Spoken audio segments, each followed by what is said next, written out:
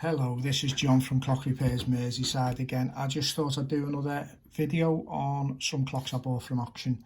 I'm going to sort of do quite a few videos on some of the clocks we have and what I think is the situation with them and why the situation's that way with them, and various things. Just my opinions, obviously, always.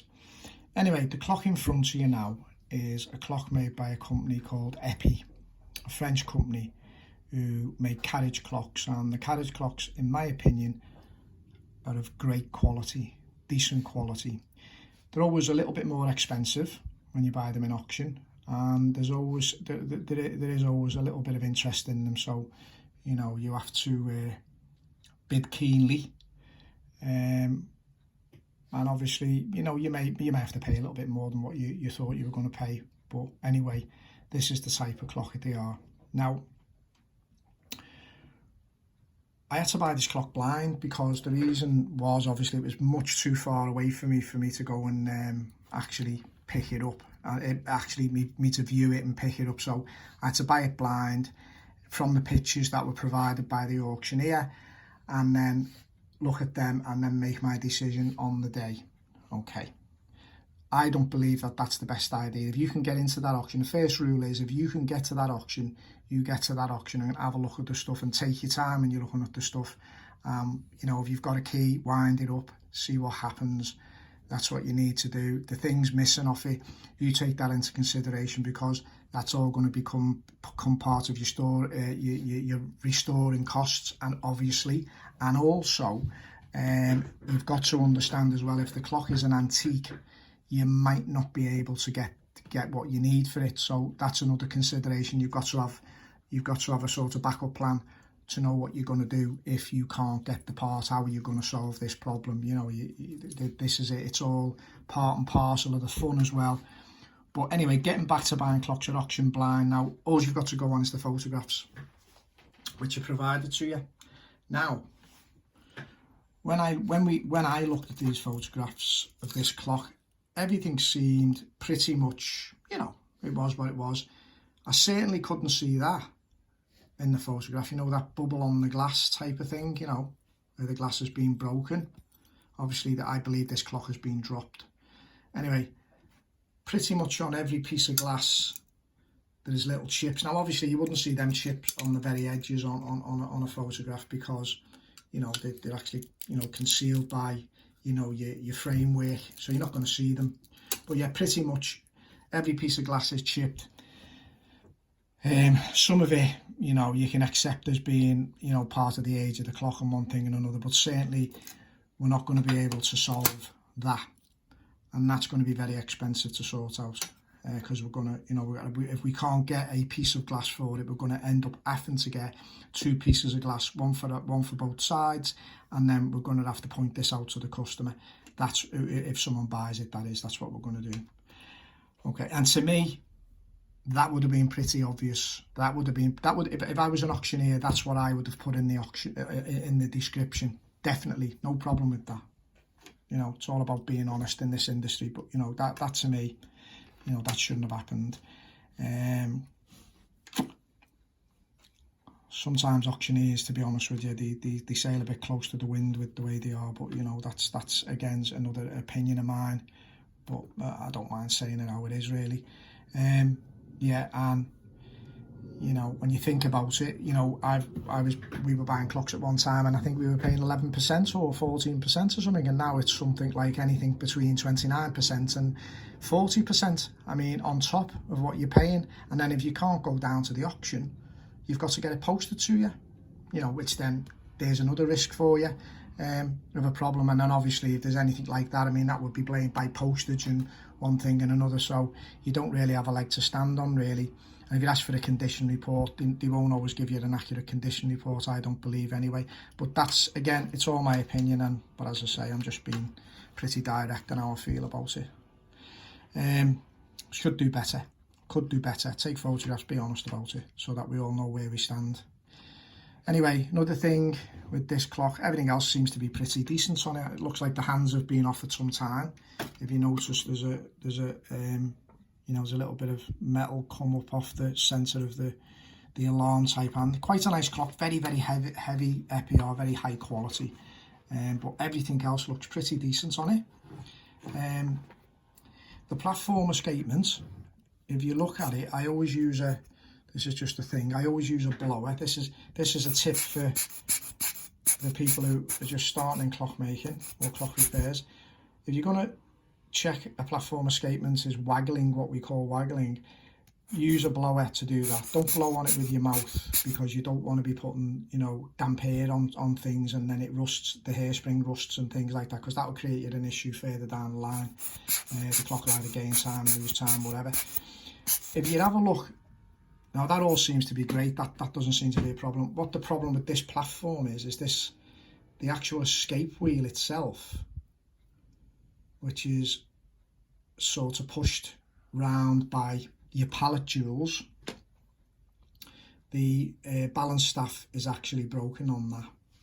So yeah, I mean, yeah, it's something we'll hopefully be able to sort out. We've got a lot of scrap fab platforms about, hopefully something will fit. Worst case scenario, we'd be buying a platform, or we'd be, you know, there's a few good vendors on eBay who actually sell sort of reconditioned and things platform, and they're really decent, honest people. I mean, you look at always look at the reviews of these people, and that's what I would do. Look at the reviews, take your measurements, look at reviews, and maybe even get in touch with them. And the thing about eBay, you can always ask the question. Sometimes, is it running? And the honest ones will say, yeah, it's waggling away, this is fine, that yeah, I've serviced it, whatever. Obviously, if you're going to get an answer like, you know, sold as C, look at the pictures, give that a miss, definitely. Maybe something wrong there. Yeah, but other than that, really nice, expensive clock. Really heavy piece of kit. Quite expensive clocks, because you know there is a lot of quality workmanship. If you notice, all the bushing holes, they're all lined. Some of the nicer clocks you see, sometimes the phosphor bronze, they've been lined with phosphor bronze, you know, the bushing holes. So you'd never ever get them wearing, to be honest with you. But these have just been sort of bushed, probably in a, maybe a harder brass, I don't know, a harder brass maybe. Obviously there'll be some kind of good reasoning behind it. But other than that, I'm not too disappointed in it, to be straight. But I did know there was definitely a few telltale signs. Obviously the hands, obviously this repeat button here, you press that and it releases the striking mechanism. That was pushed right down, because this button, if we have a look on the top there, that was depressed all the way down, because this was bent, so there was no pressure for it, there was nothing for it to hit.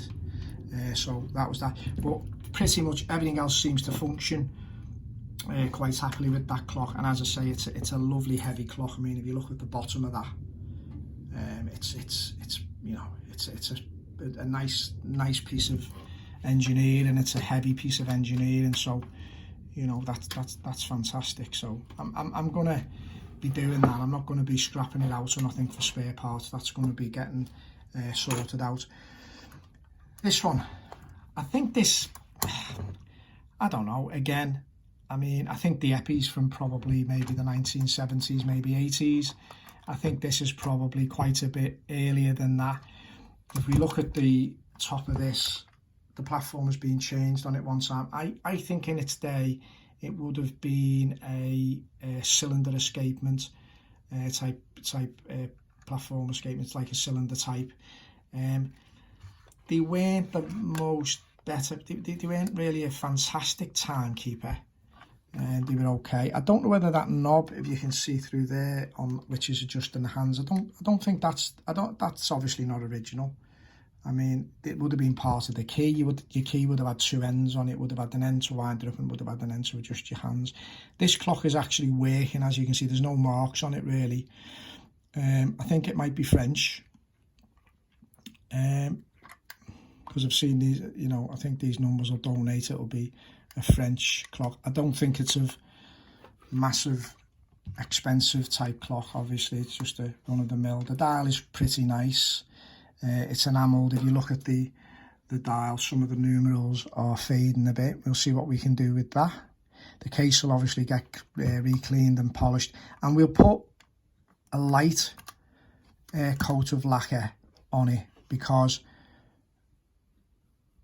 you know this type of blackness and that is because people, it's the lacquer's just gone pitted, and you know, you see it quite often when everything's being pitted. But other than that, it's, you know, it's okay. It is what it is. It's only a bog standard carriage clock. It's nothing particularly nice. I've sold some quite nice ones. I've worked on some nice ones. I've worked on Breguet and stuff, really decent quality stuff. But yeah, no, this is pretty cheap and cheerful. Yeah, so that's just a couple we've bought. So yeah, hopefully, you know, just looking at it, there's a little chip in the glass in the corner there, as you can see where my tweezers are. Little chip there. Looks like you've got things like this loose foot. That's I don't know, it might have just come undone. That it's actually spinning back on. But yeah, it doesn't matter anyway. That'll be serviced. The movement, to be fair, I mean, it looks like it's been serviced at some point in its life, because it's quite clean in comparison to the case. I mean, you know, you'd look at that and you'd think, well, something's not right there or whatever. But you know, it wouldn't stop me buying it. I mean, being honest with you, because I know I'm going to be able to sort out the actual case itself, no problem. But it's just a bog standard thing. I mean, it'll sell. We'll make our profit on that. The EPI's probably going to cost us a little bit, so we're probably going to lose profit on that. But again, as I say, they do hold the money. They're quite a decent clock. What I'm actually doing now, to be honest with you, I'm more and more going to the, you know, I've put a small advertisement in, and I'm going to be buying some antique clocks. But the only downside of all that is, I mean, you get people ringing you up with a lot of Smiths Enfields and Mantle clocks and stuff they've bought in a car boot sale, and you know, honest to God, you know, you run a mile from it. You know, but I'm quite happy to go out and look at some things. I'm quite happy to pay, you know, I'll pay what you're gonna, you know, what you'd get for it in an auction. I mean, obviously I've got to service it and I've got to do the work to resell. So, I mean, obviously there's got to be some kind of profit in, and I'm not going to pay top bat for it.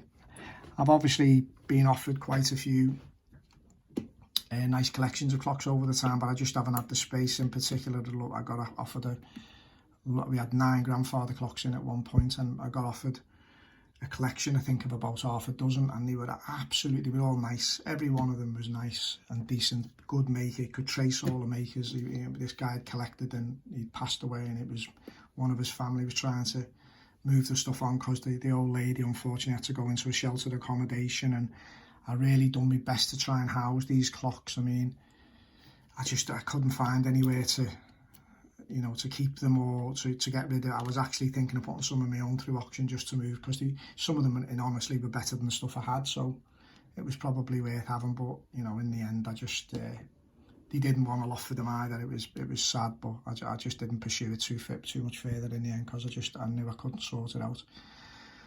So that's my take. As I say, the main thing from these videos that I'm doing, where we're buying stuff blind from auction, is the main thing I've got to say is be careful, be very, very careful, ask questions, get a condition report. I mean, whether it'll be absolutely honest, who knows, but you know, get a condition report, you know, get the pictures, look really, really close at them,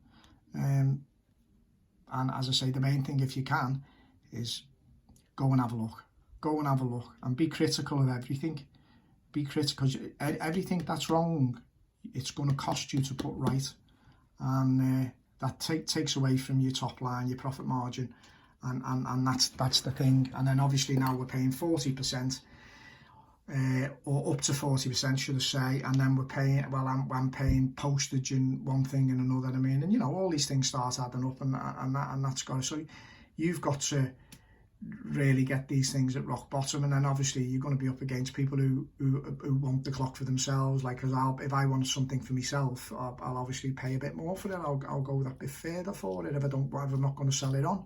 You know, there is 1 or 2 clocks I'm not going to sell on, so you know, I'll pay a bit more. And unfortunately, when you're up against that's a problem. And then you get your people in auctions who just trot the bids up anyway. I mean, I enjoy auctions a lot. You know, people trying to trot the bid up on and stuff like that. Well, I do them a favour now and again and return the favour for them and drop it on them at the very last minute. Always some fun, that is. Enjoy doing that now and again. But anyway, this is John from Clock Repairs Merseyside. Have a great day. I'll be back again soon with another video. If there's anything you particularly would like me to cover, and I can, and I've got the time, I certainly will. But as I say, if you like this video, please give it a thumbs up and maybe leave a few comments. Be kind to me. All these videos are my opinion only. I'm not the only person that can repair clocks in the world. It's my opinion only, and it's my way of doing it. So I'm not saying it's definitely the best, but you know, I've done okay so far. Anyway, John from Clock Repairs Merseyside. Have a great day. I'll speak to you again soon. Thank you.